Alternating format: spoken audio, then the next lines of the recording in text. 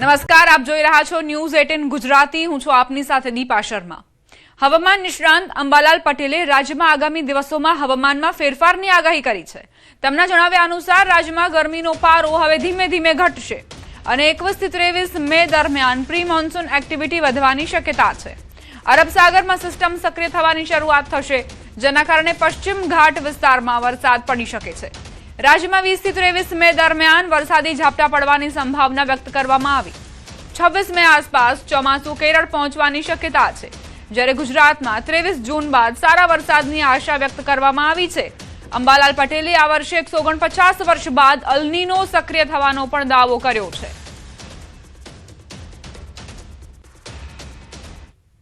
હવે ધીરે ધીરે પ્રી મોન્સૂન એક્ટિવિટી વધશે, ત્યારે 21-22-23માં પ્રી મોન્સૂન એક્ટિવિટી વધશે અને અરબ સાગર પણ સક્રિય થવાની શક્યતા રહેશે, જેના કારણે પશ્ચિમ ઘાટમાં પણ વરસાદ થવાની શક્યતા રહેશે અને વાદળો તો અત્યારથી આવવાના છે અને તારીખ 19, 20, 21, 22, 23, 24 25માં પ્રી મોન્સૂન એક્ટિવિટીનો વરસાદ થવાની શક્યતા રહેશે.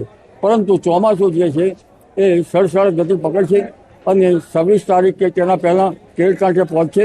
આ વખતે અલ નીનોની ધાસ્તી છે. 149 વર્ષ પછીનો અલ નીનો જીવન થયો છે. અલ નીનો થ્રીપોઈન્ટ વિસ્તારમાં પેરુ ખાતે બનતો હોય છે, પરંતુ આ અલ નીનોની ધાસ્તી વચ્ચે પણ હવે લગભગ ભારતનું ચોમાસું શરૂઆતનું સારું રહેવાની શક્યતા રહેશે. 8 થી 15 જૂનમાં કંઈક વરસાદ થવાની શક્યતા રહેશે. દેશમાં ચોમાસાનું કાઉન્ટડાઉન શરૂ. દેશમાં ચોમાસું બેસવા માટે સાનુકૂળ સ્થિતિ છે.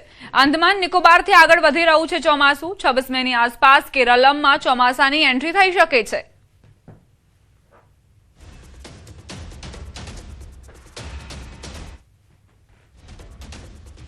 ચોમાસાની એન્ટ્રી બાદ હવે વાત ગરમીની કરી લઈએ. હવામાન વિભાગે ગરમીને લઈને આગાહી કરી છે. 24 કલાક બાદ ગરમીથી રાહત મળશે, આંશિક રાહત મળશે તેવી આગાહી છે.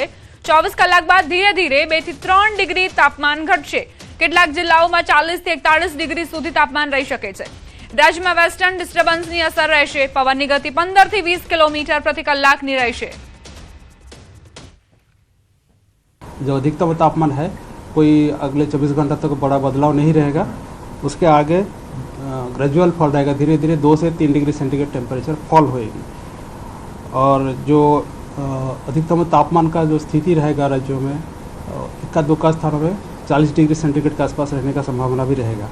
अभी मानसून का जो स्थिति है, अभी दक्षिण पश्चिम अरब सागर से कुछ और हिस्सों, कमरेन क्षेत्र से कुछ हिस्सों, दक्षिण पश्चिम और दक्षिण पूर्वी बंगाल की खाड़ी के कुछ और हिस्सों और अंडमान सागर से अधिकांश हिस्सों, पूर्वी अंडमान और निकोबार द्वीप समूह और पूर्व मध्य बंगाल की खाड़ी के कुछ हिस्सों से आगे बढ़ गया है और अगले आने वाले दिनों में भी कंडीशंस फेवरेबल आगे बढ़ने का स्थिति बनी हुई है. ગુજરાતની સ્થાનિક સ્વરાજની ચૂંટણીના પરિણામને 20 દિવસ જેટલો સમય થઈ ગયા બાદ નગરપાલિકાઓમાં હોદ્દેદારોની વરણી કરાઈ હતી.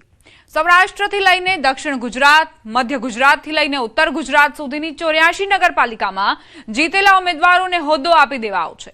મોટાભાગની પાલિકાઓમાં ભાજપનો ભગવો લહેરાયો.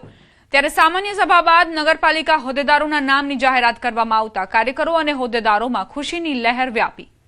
નગરપાલિકાના પ્રમુખ ઉપપ્રમુખ બનતા તેમનું આગેવાનો દ્વારા ફૂલહાર પહેરાવીને મોં મીઠું કરાવીને અભિનંદન આપવામાં આવ્યા હતા.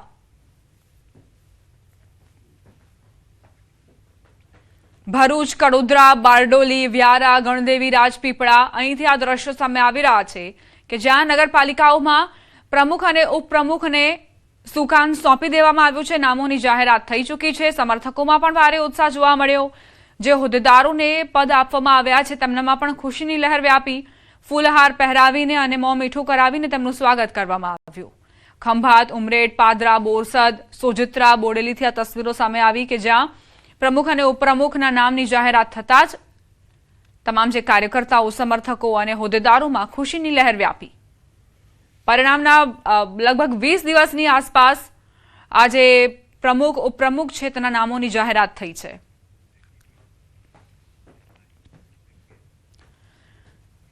થરાદ ડીસા હાઈવે પર અકસ્માતની ઘટના. થરાદના કરણાસર નજીક બે કાર વચ્ચે જોરદાર ટક્કર થઈ.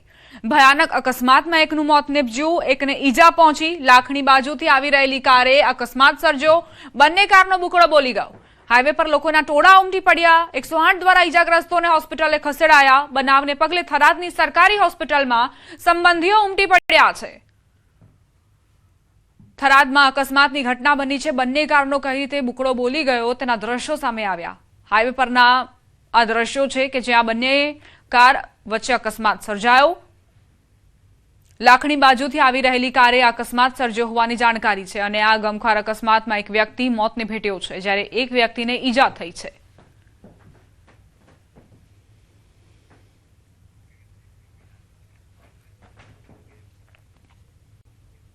સૌરાષ્ટ્રના અનેક ગામડાઓમાં ખાતરની અછત ખેડૂતો માટે માથાનો દુખાવો બની છે. ચોમાસા પહેલા જ ખેડૂતો ખાતર માટે ભટકી રહ્યા છે.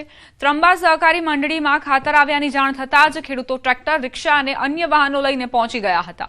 મંડળી બહાર વાહનોની લાંબી કતારો જોવા મળી હતી. 42 ડિગ્રી ગરમીમાં ખેડૂતો ખાતરની થેલીઓ ખભે ઊંચકીને પરેશાન થતા નજરે પડ્યા. ખેડૂતોનું કહેવું છે કે જરૂરિયાત પ્રમાણે ખાતર નથી મળતું. જેટલી જગ્યા છે ને એટલી ખાતરની થેલીઓ નથી મળતી અને તકલીફ એ છે કે જેટલા અત્યારે એવી સોલ્ટેક્સ છે તો ધિરાણ ઉપાડતા હોય એને દે, ધિરાણ ન ઉપાડતા હોય એને ન દે, તો લાઈનમાં બધાને રહેવું અને પૈસા દેતા છતાં ખાતર ન મળે. ફૂલ અછત છે અત્યારે, ખાતર મળતું જ નથી. અહીંયા ઘણો ટાઈમથી ગાડી આવી આ મંડળીમાં, ફૂલ હેરાનગતિ. આ જો અત્યારે કેટલા ખેડૂ આવી ગયા છે. ખાતરની તકલીફ તો પૂરેપૂરી છે ખેડૂતને, ખરેખરની છે. ખાતર દેતા જ નથી, આવતું નથી ખાતર. એને શું કરવું? હાલત ખેડૂતની તો બીજી ભાતની હાલત છે. ખેડૂતને તો અધોગતિ છે ખરેખરની. ખેડૂતોનો આરોપ છે કે લાંબી રાહ જોયા બાદ પણ પૂરતા પ્રમાણમાં ખાતર નથી મળતું. ખેડૂતો હાલ ખેતરમાં ખાતર નાખવાની તૈયારીમાં છે, પરંતુ અછતના કારણે મુશ્કેલી વધી રહી છે.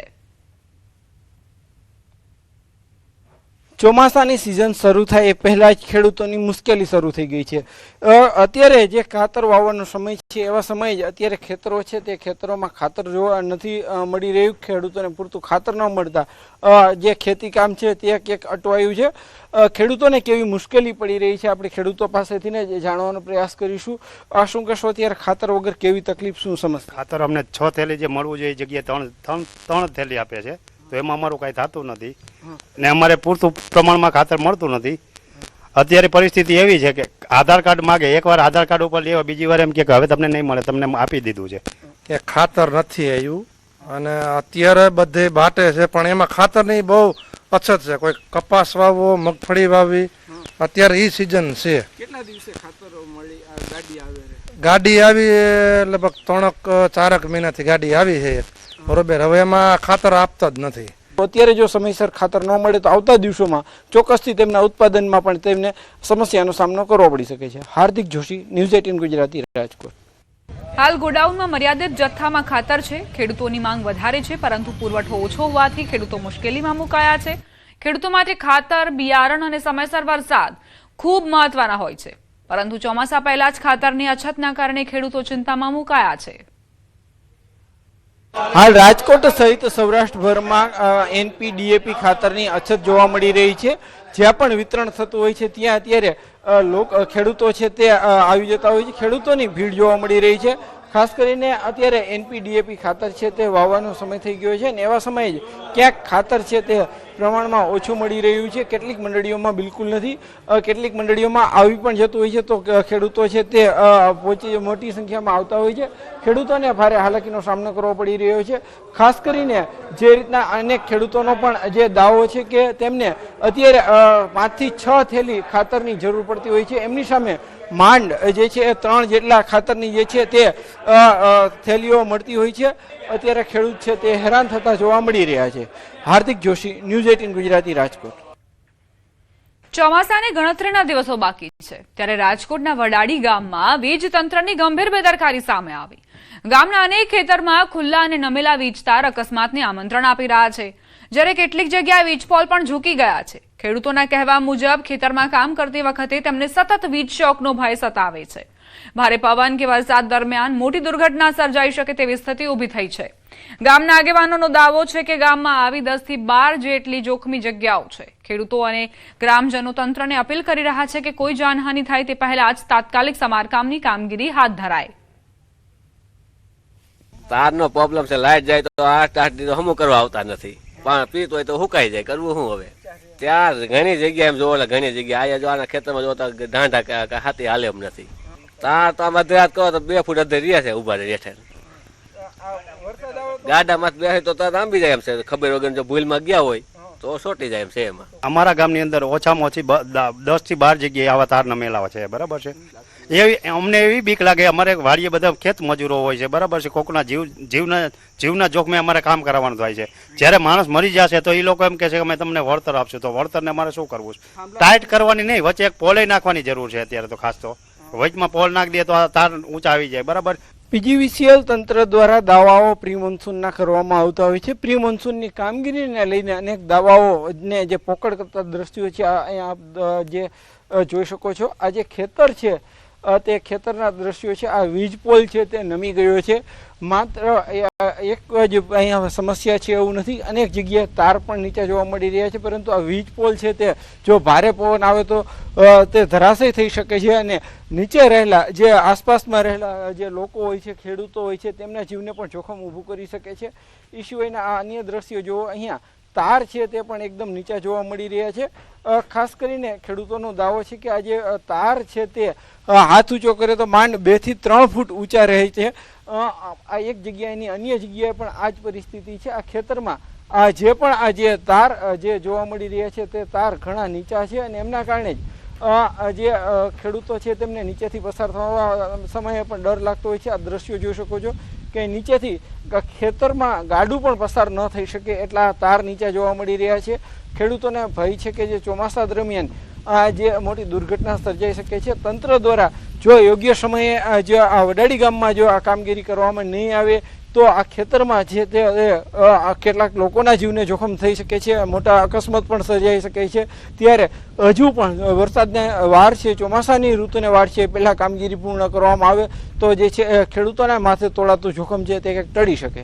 હાર્દિક જોશી, ન્યૂઝ 18 ગુજરાતી, રાજકોટ. સાબરકાંઠાથી સમાચાર. વડાલી પાલિકામાં કોંગ્રેસમાં પ્રથમ દિવસે જ ભાંજગડ. ઉપપ્રમુખના મેન્ડેટ સામે સદસ્યોએ અનાદર કર્યો. ઉપપ્રમુખની ચૂંટણીમાં કોંગ્રેસના 14 સભ્યોએ મેન્ડેટ વિરુદ્ધ મતદાન કર્યું. કોંગ્રેસે ઇમરાન મેમણને ઉપપ્રમુખ પદ માટે મેન્ડેટ જાહેર કર્યું હતું. કોંગ્રેસના 14 સભ્યોએ મેન્ડેટ વિરુદ્ધ અયુબ નાગોરીને ઉપપ્રમુખ ચૂંટ્યા. કોંગ્રેસે જિલ્લામાં એક જ નગરપાલિકામાં વિજય મેળવ્યો હતો. એકમાત્ર એક તરફી વિજય બાદ પણ કોંગ્રેસના આંતરિક વિખવાદની આ સ્થિતિ છે.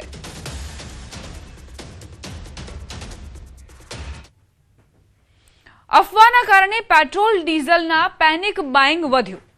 પરિણામે આખા રાજ્યમાં મુશ્કેલી સર્જાઈ છે. નસવાડી તાલુકામાં ખેતીની સિઝન પૂરજોશમાં ચાલી રહી છે, પરંતુ પેટ્રોલ પંપો પર ડીઝલની તંગીના દાવાથી ખેડૂતો મુશ્કેલીમાં મુકાયા છે. ખેડૂતોનો આક્ષેપ છે કે પેટ્રોલ પંપના માલિકો ટ્રેક્ટરોમાં માત્ર 20 થી 25 લીટર જ ડીઝલ આપે છે. અત્યારે ડીઝલ પેટ્રોલની તંગીના કારણે અમારા ખેડૂતોને પૂરતા પ્રમાણમાં ડીઝલ આપવામાં આવતો નથી અને ડીઝલ લેવા માટે ખેડૂતોને પેટ્રોલ પંપ સુધી બોલાવવામાં આવે છે. તો અને ત્યાં આવતા બી એમને 1000 કે 2000 નું ડીઝલ આપવામાં આવે છે. તો એમાંથી જે અડધું તો રસ્તામાં જ પડી જાય છે. તો ખેડૂત ખેતરમાં જઈને કામ કેટલું કરશે અને સમય બી વળફાય છે. ખેડૂતો ભાઈ માપે વાપરે છે, કોઈ જગ્યાએ કઈ રખડતા નથી, કોઈ જગ્યાએ ફરતા નથી. એમને જીવન જરૂરિયાતની જયારે વસ્તુની જરૂર પડે ત્યારે જ આ વિસ્તારના આદિવાસીઓ હંમેશના માટે સરકાર પાસે માંગણી મૂકતા હોય છે, પણ સરકારી માંગણીઓ સ્વીકારતી નથી. એનું પરિણામ પણ એમને હમણાં જોવા મળ્યું છે. આવનાર સમયની અંદર પણ આનું પરિણામ બહુ ગંભીરતાથી અમને આ પ્રશ્નને લઈને નહીં લે તો આવનાર સમયમાં ગંભીરતાપૂર્વક આદિવાસી સમાજની અંદર આવા બધા પ્રશ્નોને લઈને તમારી સામે ઉતરી છે અને ઉગ્ર આંદોલન પણ કરશે. સરકારી અધિકારીની ગાડીઓમાં જેટલું મળે એટલું ભરી આપવામાં આવે છે. અમે જોયું છે ગઈકાલે રાત્રે પણ અમે અમારી ધ્યાનમાં આવેલું છે. ત્યારે એમને તો કોઈ લિમિટ નથી, એમને પૂરા પ્રમાણમાં એમને ડીઝલ આપવામાં આવે છે. તો આ ખેડૂત સાથે આટલો બધો ભેદભાવ ને અન્યાય કેમ? આ ભારત દેશ કૃષિ પ્રધાન દેશ છે. દેશથી જ બધું અર્થતંત્ર, ખેતીથી જ બધું અર્થતંત્ર ચાલે છે. તો અમારી લાગણી ને માંગણી એવી છે કે ખેડૂત ખૂબ હેરાન થઈ રહેલો છે નસવાડી તાલુકામાં. તો આમને પૂરતા પ્રમાણમાં ડીઝલ મળે એવી આજરોજ અમે મામલતદાર શ્રીને રજૂઆત કરી છે. પંચમહાલના હાલોલ ખાતે આવેલી વિશ્વની પ્રથમ ગુજરાત પ્રાકૃતિક કૃષિ યુનિવર્સિટીમાં રાજ્યપાલ આચાર્ય દેવવ્રતના અધ્યક્ષ સ્થાને સેમિનાર, પદવીદાન અને સન્માન સમારોહ યોજાયો. રાજ્યપાલે પર્યાવરણ સંરક્ષણ અને ઇંધણ બચતનો સંદેશ આપતા હેલિકોપ્ટરના બદલે ટ્રેન, એસટી બસ અને સાયકલ દ્વારા કાર્યક્રમમાં પહોંચીને સૌનું ધ્યાન આકર્ષ્યું હતું. સમારોહ દરમિયાન વિદ્યાર્થીઓને ડિગ્રી આપવામાં આવી તેમજ પ્રાકૃતિક ખેતી ક્ષેત્રે ઉત્તમ કામગીરી કરનાર ખેડૂતોને સન્માનિત કરવામાં આવ્યા. હવામાન નિષ્ણાંત અંબાલાલ પટેલને પણ ખેડૂતોને ઉપયોગી આગાહીઓ બદલ રાજ્યપાલના હસ્તે સન્માનિત કરવામાં આવ્યા. રાજ્યપાલે પોતાના સંબોધનમાં પ્રાકૃતિક ખેતી, પર્યાવરણ મિત્ર જીવનશૈલી અપનાવવાનો સંદેશ આપ્યો. प्रधानमंत्री जी का यही सबके लिए अपील है कि हम अपनी खेती बाड़ी को भी आत्मनिर्भर बनाएं. गो आधारित प्राकृतिक खेती करेंगे तो उससे धरती माँ भी बचेगी, गौ माता भी बचेगी, लोगों का स्वास्थ्य भी बचेगा. प्राकृतिक विज्ञान यूनिवर्सिटी के माध्यम से संदेश देना चाहता हूँ कि सभी प्रदेश के किसान प्राकृतिक खेती की ओर लौटें. ઇંધણ બચતની પીએમની અપીલને જોરદાર પ્રતિસાદ મળી રહ્યો છે. પાટણની સિદ્ધપુર પાલિકામાં હોદ્દેદારોની વરણીમાં ઇંધણ બચત પર ભાર અપાયો. સિદ્ધપુર નગરપાલિકામાં આજે પ્રમુખ, ઉપપ્રમુખની વરણીના કાર્યક્રમમાં ભાજપના તમામ જીતેલા કોર્પોરેટર દ્વારા ઇંધણ બચાવવાનું ઉદાહરણ પૂરું પાડવામાં આવ્યું. સિદ્ધપુર નગરપાલિકામાં પદોની વરણીના કાર્યક્રમમાં તમામ કોર્પોરેટર એક જ બસમાં નગરપાલિકાએ પહોંચ્યા.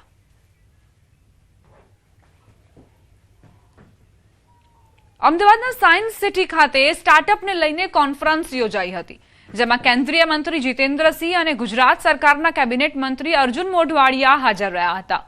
ત્યારે મોઢવાડિયાએ કહ્યું કે 12 વર્ષ પહેલા કોઈએ સ્ટાર્ટઅપ શબ્દ પણ નહોતો સાંભળ્યો.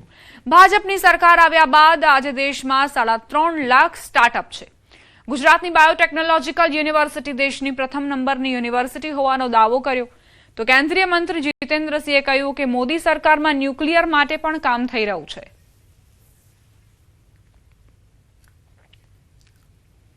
ग्रास रूट इनोवेशंस को इंस्टीट्यूशनलाइज करना, उनको स्केल अप करना और उसी प्रक्रिया के माध्यम से अर्थशास्त्र की दृष्टि से जो इकोनॉमिक इम्बैलेंसेस हैं उनको दूर करते हुए रूरल इकोनॉमी को सुदृढ़ करना, इन सब को लेकर के 2 दिवसीय ये गोष्ठी यहाँ आयोजित की गई है. 12 साल पहले मैंने कभी इंक्यूबेशन स्टार्टअप्स वर्ड भी नहीं सुना, लेकिन मोदी साहब आने के बाद ये इकोसिस्टम बनी हुई देश में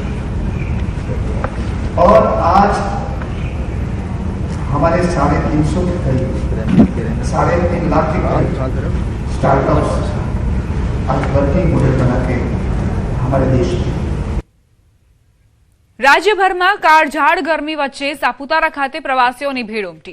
છેલ્લા 2 દિવસથી બદલાયેલા વાતાવરણના કારણે અહીં દિવસભર ઠંડક અનુભવાઈ હતી અને ઉનાળુ વેકેશનનો માહોલ જામ્યો હતો. પેરાગ્લાઇડિંગ, ઝીપલાઇન, રોપવે અને નૌકાવિહાર જેવી એડવેન્ચર એક્ટિવિટીઝ પ્રવાસીઓ માટે ખાસ આકર્ષણ બની છે. કુદરતી સૌંદર્યથી ભરપૂર સાપુતારામાં પ્રવાસીઓની ભીડ ઉમટી, જેના કારણે સ્થાનિકોને રોજગારીની તકો પણ મળી રહી છે. અહીંયા બહુ જ મસ્ત વાતાવરણ છે, એકદમ ઠંડુ. અહીંયા રાજપીપળામાં ફૂલ ગરમી છે, સાપુતારામાં એકદમ ઠંડુ વાતાવરણ. બધી એક્ટિવિટી અમે કાલે જીપ લાઇનિંગ કરી, પછી ઘોડે સવારી કરી, ઊંટ સવારી કરી. નાના છોકરાઓ માટે બી બહુ જ મસ્ત બધું એડવેન્ચર છે.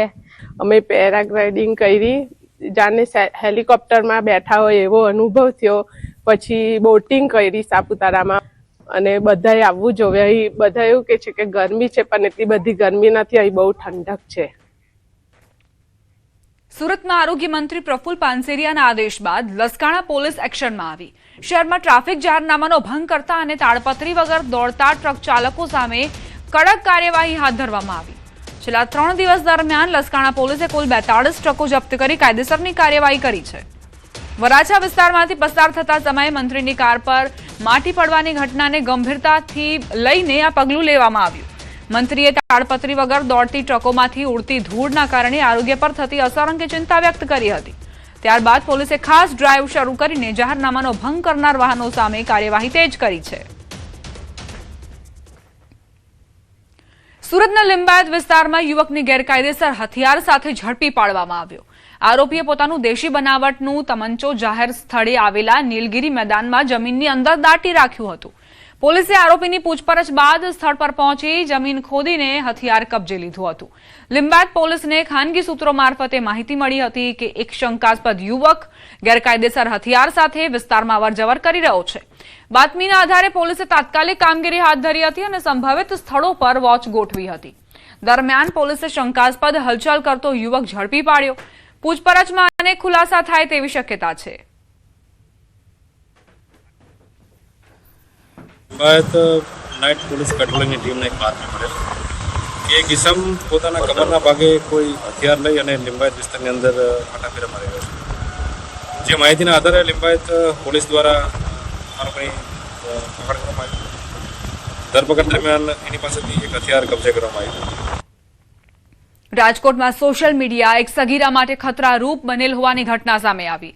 14 વર્ષીય સગીરા જેની સાથે ઇન્સ્ટાગ્રામની મદદ તેની બહેનપણીએ એક શખ્સ સાથે તેની મિત્રતા કરાવી અને તે બાદ આ સગીરા સાથે કારમાં આરોપી અને તેના મિત્રોએ દુષ્કર્મ આચર્યું. સગીરા સાથે 1 કલાકમાં 3 વ્યક્તિઓએ દુષ્કર્મ આચર્યું હોવાનો ખુલાસો થયો. પોલીસે 4 આરોપીઓને સકંજામાં લીધા છે.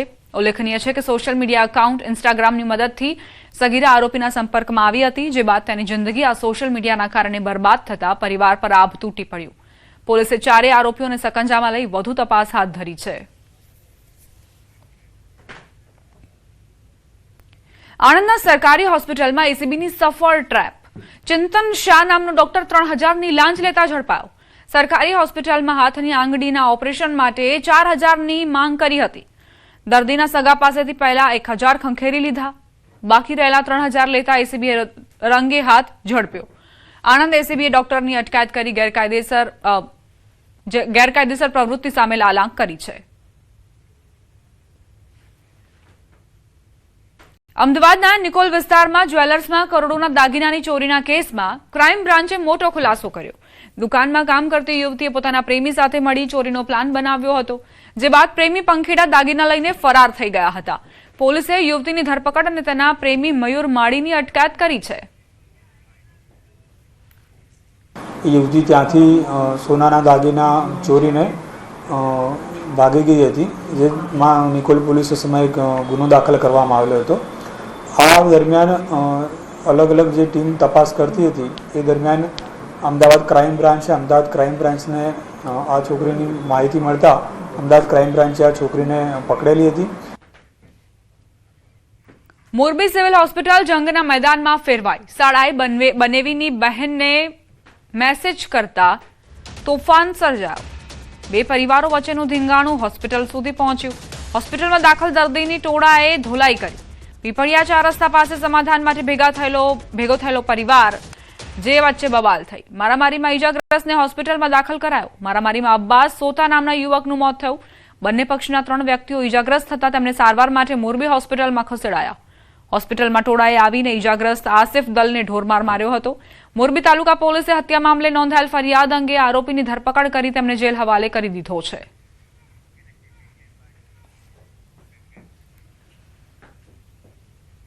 અમદાવાદના વેજલપુરમાં ધારાસભ્ય અમિત ઠાકર દ્વારા એક નવી પહેલ શરૂ કરાઈ. તેમના વિસ્તારમાં ઉત્કૃષ્ટ કામગીરી કરતા સરકારી કર્મચારીઓનું સન્માન કરાયું. સોસાયટીમાં સારી કામગીરી કરનાર સફાઈ કામદાર અને હોમગાર્ડ જેવા કર્મચારીઓને હિડન હીરોઝ તરીકે ઓળખ આપીને ખાસ સન્માન આપી તેમને પ્રોત્સાહિત કરાયા.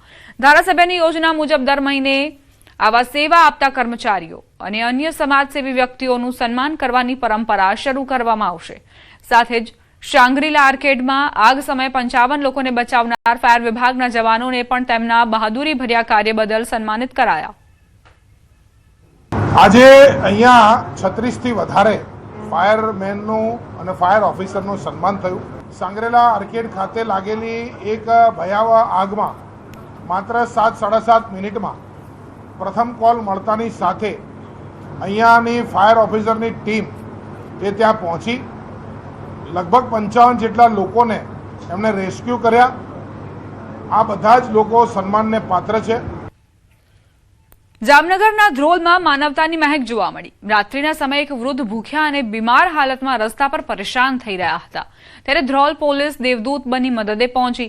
પોલીસે વૃદ્ધને હોસ્પિટલમાં સારવાર અપાવી, જમવાનું આપ્યું અને ઘરે પહોંચવા માટે ટિકિટ ભાડાની પણ વ્યવસ્થા કરી આપી. પોલીસની આ માનવતાભરી કામગીરીનો વિડીયો હાલ સોશિયલ મીડિયામાં વાયરલ થયો છે.